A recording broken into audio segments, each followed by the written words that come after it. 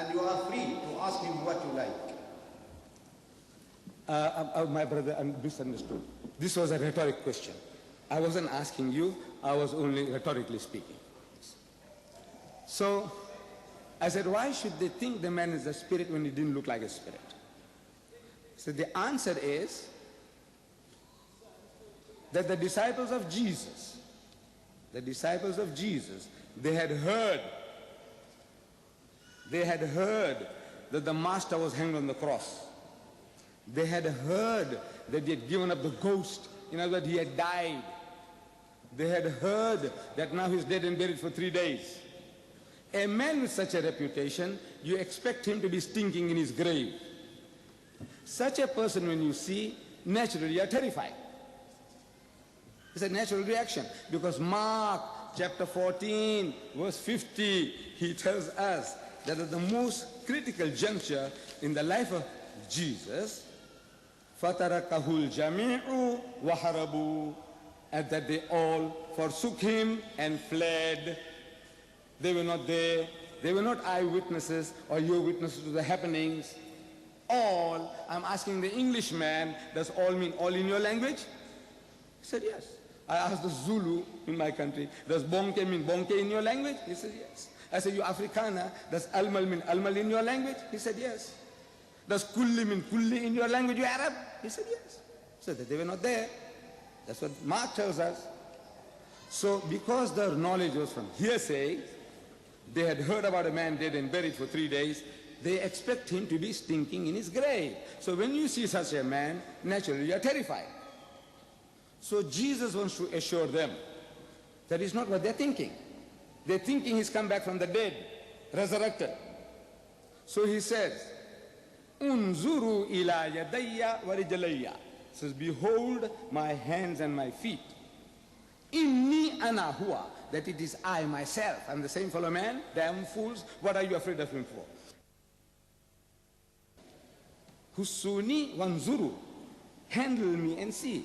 فَإِنَّ الرُّوحَ لَيْسَ لَهُ لَحْمٌ وَإِزَامٌ. For a spirit has no flesh and bones, as you see me have. And they felt him, and they believed not for joy. I'm only reading. And they believed not for joy, means that they were overjoyed and wondered, what happened, man? We thought the man was dead and buried. So he says, أَإِنْدَكُمْ هَاهُنَا طَعَامٌ. Have you here anything to eat? فَنَاوَلُوهُ جُزْءًا مِّن سَمَكٍ وَشَيْئًا مِّن شَهَدِ عَسَلٍ فَأَخَذَ وَأَكَلَ قُدَّامَهُ. And they gave him a piece of broiled fish and a honeycomb, and he took it and he ate in the very sight. To prove what? That he's resurrected? To prove that you got flesh and bones, you eat food. What is he proving? That he is a spiritual body? Are these the needs of a spiritual body? Paul says, no. The resurrected body is spiritual. Jesus says, I'm physical. I'm asking the Englishman, because I understand English better than other languages, I said, please tell me, in your language, if somebody tells you that because I have flesh and bones, me, I'm not a spirit, I'm not a ghost, I'm not a spook. Is that what it means in your language?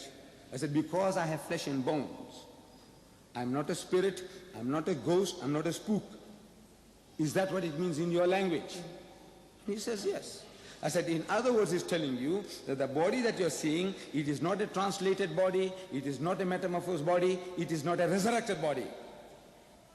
Because you will be given a chance, because the resurrected bodies get spiritualized.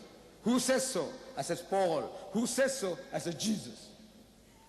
Now you contradict them. Contradict Paul that, look, Paul, you got it all wrong. Now Paul had a reason for believing that Jesus was resurrected spiritually. The reason is that he was on the Damascus road. He was persecuting the early Christian. And on the Damascus road, he sees a vision. Great light, and he hears a voice. In the book of Acts, chapter 9, verse 7, chapter 22, verse 9, chapter 26, verse 14, you read there about this incident. In this vision, he sees a great light and he hears a voice calling him in the Hebrew tongue, Saul, Saul, Why persecutest thou me? Why kickest thyself against the pricks? Saul, Saul. That was his name. But of course, our Latinized brethren, the Greeks, they turned it into Paul. See, St. Paul's Cathedral, it should be St. Saul. Saul was his name, but for complexes that people suffer from, subject people, they changed Saul to Paul, Simon, Cephas to Peter, you see. However, that is not the point here. The fact is, he tells us that the people that were with him, they heard the voice, but they didn't see anybody. So this was a vision that Paul had, either hallucination or a genuine vision. I'm not contesting, a genuine vision. But it was intangible. It was spiritual. It was not physical meetings. So come on, shake my hands, and you can feel me that it's me. So no. It was something that was, he appeared, as he says, he appeared unto Peter. Paul testifies. Jesus appeared unto Peter, he appeared unto the 12, he appeared unto the 500, he appeared to James, and last of all, he appeared unto me. Appeared. In other words, it's not a physical meeting. It is not a factual, solid meeting. It was not a tangible meeting.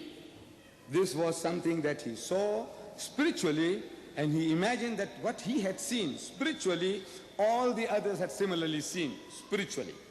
So from that he concluded that Jesus died and was resurrected spiritually. And on that theme, the whole of the 14 books are based on a spiritual resurrection of Jesus, which Jesus Christ contradicts. Jesus himself, he contradicts that I am that same man, flesh and blood, handle me and see. I'm not what you are thinking. You are thinking I have come back from the dead, I'm resurrected, I'm not that. And we find that Jesus, it says that in the Bible, in the Gospel of St. John chapter 20 verse 19, that he came. He just didn't appear in that upper room, he came. John 20:19. Thank you very much.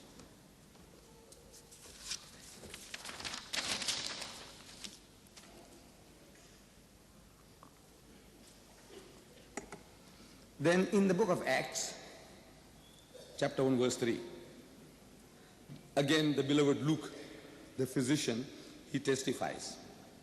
He said, الَّذِينَ أَرَاهُمْ أَيْضًا نَفْسَهُ حَيًّا بِبَرَاحِينَ كَثِيرَةٍ. And he showed himself to these people, and proved by many convincing proofs. He gave many convincing proofs that he was alive.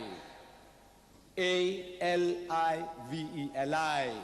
In Greek, my brother Floyd Clark can confirm, the word there is zen, Z-E-N, zen, means alive. Not resurrected. The word is he's alive. Then in Mark chapter 16 verse 11 we read, and they had heard that he was alive, zen, Z-E-N, zen, alive, and had been seen by her, but they believed not. That Mary Magdalene saw him, but when she testified to the others, they believed not. What they didn't believe? That he was alive. Not they had seen the ghost of Jesus. If they had said that seen the ghost of Jesus, anybody wouldn't have believed. Because in those days, ghosts went into pigs. You remember 2,000 pigs were destroyed, one hit. The spirit went into the pigs, 2,000 pigs, they ran down the hill and they all got drowned. They saw spirits going into trees and drying them up. They found spirits stilling storms. So spirit was not something unusual to them. But they're not talking about spirits. They say she said that he is alive, and they believe not. There were two from Emmaus when they returned to that upper room, and when they testified to